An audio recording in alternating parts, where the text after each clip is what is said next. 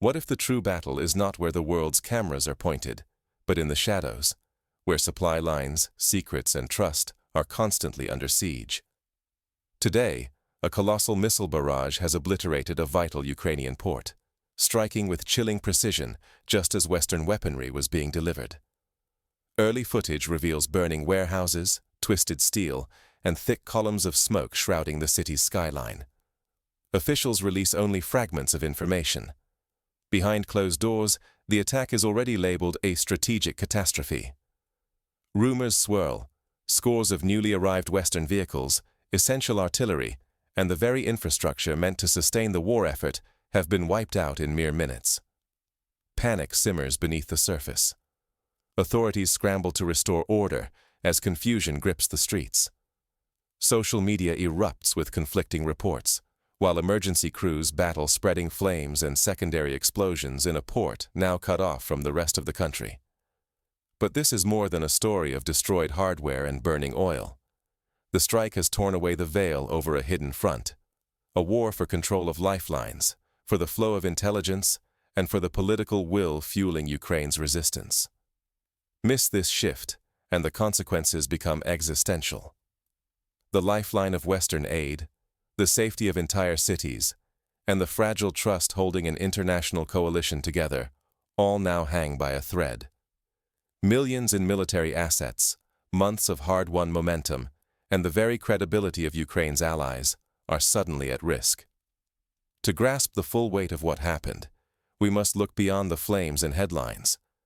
This was not just a blow to a port, but a seismic jolt to the entire war. One that signals the next battle may be fought not with tanks, but with information, infrastructure, and the invisible lines that tie Ukraine to its allies.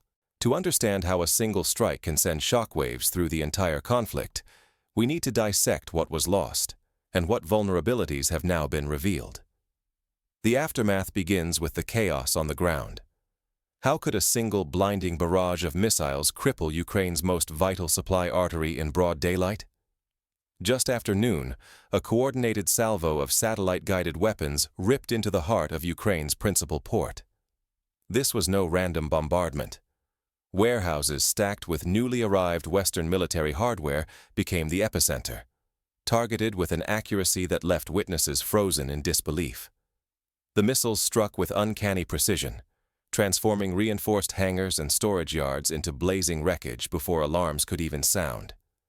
Within minutes, the devastation was undeniable. No fewer than 30 armored vehicles, artillery systems, and cutting-edge support equipment, alongside irreplaceable port infrastructure, were annihilated.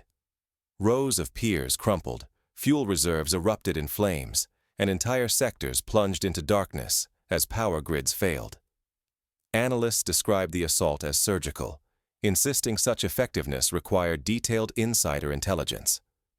Amid the wreckage, Ukrainian officials moved swiftly to clamp down on information. Official statements vanished, while panicked whispers of catastrophic losses swept through social media. As dusk fell, the extent of the blow became clear. This was not a mere setback. In a handful of minutes, Ukraine's logistical lifeline to the front had been shattered.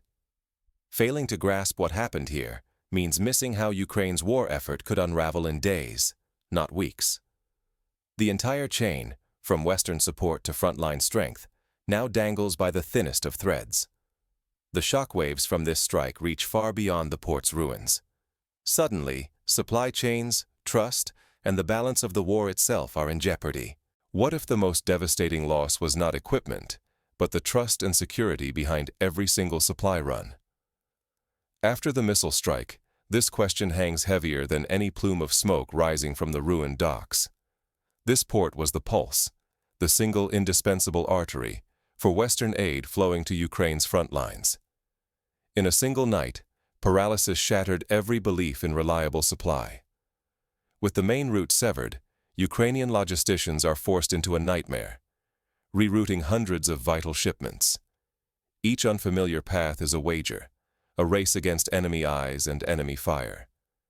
Western firms, whose transports once rolled with certainty, are now freezing their deliveries. Their message is blunt and chilling. Without security, there will be no aid. Ukrainian commanders scramble to forge emergency options, but every detour means days lost, risk multiplied, and the chance of new attacks. Within diplomatic circles, the true shock is dawning. The strike did not simply obliterate hardware, it revealed a new kind of front, the supply chain itself. Now, the struggle for fuel, ammunition, and vehicles is as fierce and contested as the trenches. Senior diplomats and military leaders quietly confess that a new vulnerability has appeared, one that could unravel everything if left exposed. The precision of the attack raises its own specter. Missiles landed within mere meters of their targets, destroying only the newest and most sensitive Western equipment just as it touched Ukrainian soil. Whispers swirl among insiders. Was there an intelligence leak, perhaps from the highest ranks? Suspicion creeps into every meeting. Trust at the top is now uncertain. The destruction reaches far beyond the vehicles lost. Critical infrastructure, docks, cranes, and fuel depots, was consumed by fire for hours. Power lines are down, leaving entire districts in darkness. Morale among soldiers and civilians suffers a blow, with one senior aide calling it an operational collapse. The fragile sense of safety is now openly in doubt. International partners look on and hesitate. Public statements are cautious, measured. Calls for investigation echo across Europe and the Atlantic. Privately, some allies weigh their next moves, recalculating the risks of every future shipment. The foundation of trust that once anchored Ukraine's war effort and Western support has cracked. If these vulnerabilities remain, Ukraine faces more than the loss of supplies. It could lose the very capacity to fight. The reputations of Western allies are also at stake. The world has seen that a single, well-aimed strike can unravel months of effort and millions in aid. The challenge now is not only to rebuild equipment, but to restore confidence and security throughout the entire supply chain. But as the dust settles, the question remains: how did the attackers know exactly where and when to strike? The search for answers will test loyalties and expose new threats. What if the next great war is not about seizing cities, but about dominating or obliterating the supply lines that sustain them? This single surgical missile strike has cast a shadow over Ukraine's entire campaign, forcing commanders and leaders to question what truly matters now on the battlefield. With one vital port shattered, Ukraine is forced into a desperate scramble. Every alternative route, whether by rail, road, or river, is exposed and vulnerable. Each new pathway becomes a gamble. Even the most optimistic forecasts for repairs stretch beyond 1 month, and that is if no further attacks occur.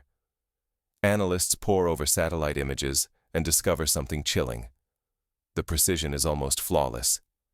Impact points are within mere meters of intended targets, hinting at an enemy breakthrough in both surveillance and targeting. This is not a fluke. It is a message. Nowhere is safe, and every intelligence gap could turn fatal. Inside diplomatic circles, a subtle but unmistakable shift takes place. Privately, officials concede that this strike may force both sides back to negotiations sooner than anyone guessed. The urgency grows, not just to prevent escalation, but to reconsider the very terms of Western support. Western aid now hangs in the balance. Some partners, alarmed by the exposure of their supply shipments, openly debate restricting the most dangerous deliveries. Support is no longer taken for granted. Every shipment is weighed against the risk of being destroyed or of triggering a wider war. Both Ukraine's public and its military are rattled. The old security assurances ring hollow. What was once unthinkable, the idea that the rear could be hit so decisively, now feels all too possible, and morale wavers in the face of this new vulnerability. The war's center of gravity has shifted.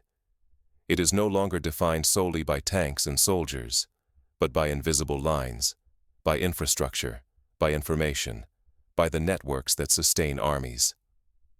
Whoever can control or disrupt these arteries wields enormous power, sometimes without firing another shot. If Ukraine and its allies fail to adapt, the consequences could be catastrophic. Another collapse of a supply hub might cost not only vital equipment, but also international trust and perhaps the war itself, before a single new missile is even launched. But there is still a chance to adapt. The next moves, on the ground and in the halls of power, will decide whether Ukraine can regain the initiative or be forced to its knees. How do you safeguard an army, or an entire nation, when every shipment, route, and byte of information can be turned into a weapon? This is the new, unforgiving reality Ukraine faces after the catastrophic missile strike on its vital port. The rules have shifted, and survival now depends on rewriting the playbook in real time. Secrecy and decentralization are Ukraine's shields. Every movement, every delivery, must be planned as if hostile eyes are everywhere. No path is too obscure, no transfer too mundane to draw the enemy's notice. Only by scattering resources, shifting routines, and moving in silence can crucial supplies slip through the tightening net. Ukraine's partners are confronting the same hard truth. Old risk calculations no longer hold. It is no longer sufficient to send aid and hope for the best. Allies must invest in defending the entire supply chain. This means secure channels, reinforced corridors, and backup routes ready to activate at a moment's notice. The first step to resilience is accepting that no path is truly safe. Now, information security rivals missile defense in importance. One careless message, a leaked route, or a single photo can unravel months of effort and wipe out millions in scarce aid. The war's front lines have blurred. Every byte of data is a potential breach. Yet the struggle is not only technical. After loss and disruption, morale can collapse as fast as infrastructure. Ukrainian leaders must face their people honestly, acknowledging setbacks while mapping a path forward. Hiding the truth breeds cynicism and drains resolve. But clear, realistic updates can help restore the trust that keeps a nation on its feet. For international backers, support can no longer be passive or simply generous. True partnership means building smarter, more adaptable systems, not just sending more. This requires investing in new technologies, sharing what works, and staying ready to improvise when plans go wrong. Every resource must count, reaching those who need it most. Even distant observers have a role. Watch for shifts in diplomatic tone, unexplained lags in shipments, or sudden focus on infrastructure over battlefronts.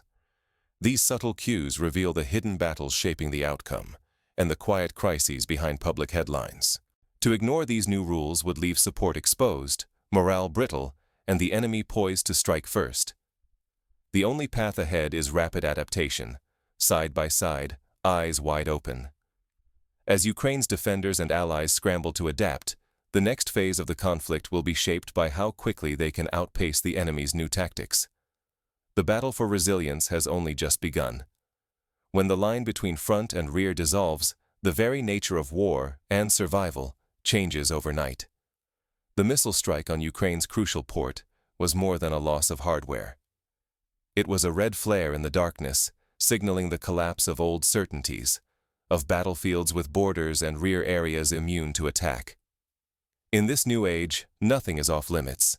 Supply chains, infrastructure, even the invisible arteries of information are now fair game and deadly weapons. What unfolded at the port exposes the fragility of even the best defended logistical lifelines. With a single targeted strike, months of careful preparation and tens of millions in critical aid vanished in a heartbeat. The port was not just a loading zone, it was the lifeblood of the entire campaign. When cut, the heart of the effort skipped a beat, and the consequences rippled outward. Yet the deeper tremor is strategic. Intelligence leaks, digital transparency, and the wildfire spread of both news and disinformation mean every side must rewrite its playbook. The old rules, guard the lines, protect the rear, fail when every warehouse, rail line, or fuel tank sits within reach of a missile or drone. Clinging to yesterday's doctrine is a blueprint for defeat. For Ukraine and its allies, this is a watershed moment. The destruction of newly delivered Western equipment, the crippling of irreplaceable infrastructure, and the chilling message sent to global partners converge on a simple, brutal lesson. The front line is everywhere now. Decision-makers, analysts, even ordinary citizens who miss this reality will misread every headline, and overlook the silent shifts shaping the outcome of this war. As the dust settles, the world stands at the threshold of a new and unpredictable era. The rules have changed. Understanding them is not a choice, but a necessity for survival. But to truly understand the magnitude of this moment, we must broaden our lens, because history is filled with echoes of similar pivotal shocks, each altering the fate of nations. Consider the Allied port of Antwerp during World War II. In the autumn of 1944, it became the lifeline for the liberation of Western Europe. The Germans, recognizing its strategic value, unleashed the first V-2 rocket attacks and targeted supply convoys relentlessly. For weeks, the port's docks blazed, ships were sunk, and the Allies faced critical shortages at the front. The lessons from Antwerp are still studied today. Protect your lifelines, or risk losing the war, no matter how many victories you win on the battlefield. Similarly, in the Korean War, the port of Pusan was the difference between survival and collapse for UN forces. Had Pusan fallen, the entire peninsula might have been lost. Supply lines are not just routes for trucks and trains. They are the arteries of hope, the foundation of resistance. In more recent decades, the Iraq War illustrated how insurgents could paralyze entire regions by targeting convoys and infrastructure. A single well-planned attack on a fuel depot or bridge could halt operations for days, forcing coalitions to rethink every aspect of their logistics, reroute supplies, and invest heavily in countermeasures. Ukraine's current crisis is the latest chapter in this long history. The port's destruction is not an isolated event, but part of a pattern where control over logistics shapes the war's very outcome. The enemy's new tactics, combining real-time intelligence, cyber intrusions, and precision strikes, demand a response that is equally creative and relentless. What does this mean practically for Ukraine and its backers? The first step is to treat every kilometer of supply line as a front in itself. This means deploying mobile air defenses not only at the front, but deep in the rear, protecting warehouses, transfer yards, and even civilian infrastructure. After all, the attack on the port proved that nowhere is truly safe. Next, decentralization is key. Rather than consolidating assets in a handful of major hubs, Ukraine and its partners must create dozens of smaller, redundant facilities. Imagine a network of hidden supply caches, camouflaged repair depots, and pop-up fuel stations, all changing locations on a rotating basis. After the German Blitz in World War II, the British scattered their aircraft and munitions into hundreds of small, concealed sites, making it nearly impossible for the Luftwaffe to cripple their air force with a single blow. Additionally, communication security must be radically upgraded. Every intercepted call, every leaked manifest, is a potential disaster. Investing in encrypted radios, training personnel in operational secrecy, and limiting digital footprints can prevent future tragedies.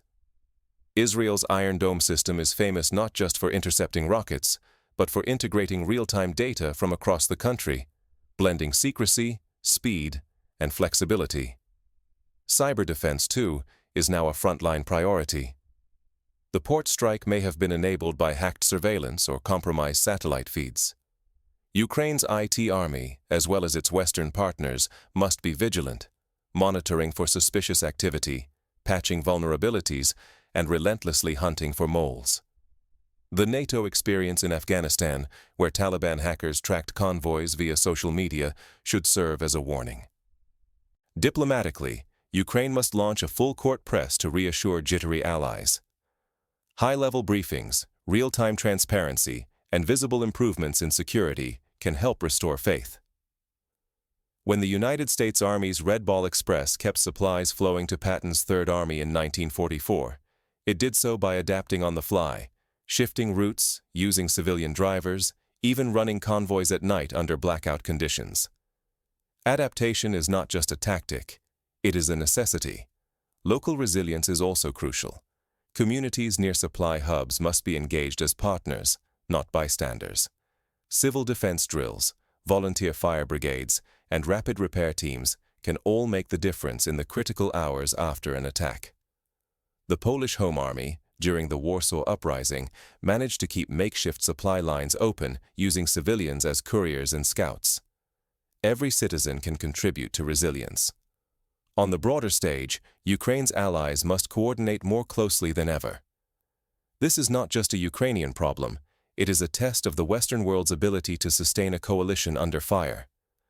Joint intelligence cells, shared satellite imagery, and constant cross-border liaison can help plug gaps before they become disasters. And finally, psychological resilience must be nurtured.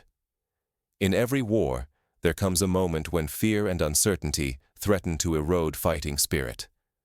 Ukrainian leaders should draw upon historical examples, like London during the Blitz or Leningrad under siege, where clear communication, shared sacrifice, and visible leadership kept hope alive. Honest assessment does not weaken morale. It strengthens it by treating citizens as partners in survival. With these steps, Ukraine and its partners can transform vulnerability into strength. The enemy's precision and audacity are real, but history shows that adaptation and unity can prevail against even the gravest threats. The port's destruction is not the end, but a new beginning. Every crisis is a crossroads. If Ukraine and its allies act with speed, creativity, and resolve, they can not only recover, but emerge stronger, setting new standards for resilience in modern warfare. But if they falter, the consequences will ripple far beyond Ukraine's borders. The world is watching.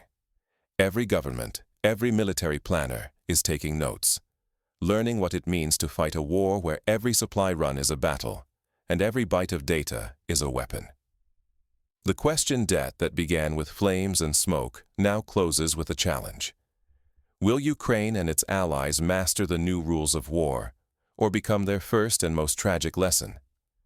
The answer will shape not only the fate of Ukraine, but the future of conflict itself. In this new era, the front lines are everywhere, and so is the fight for survival.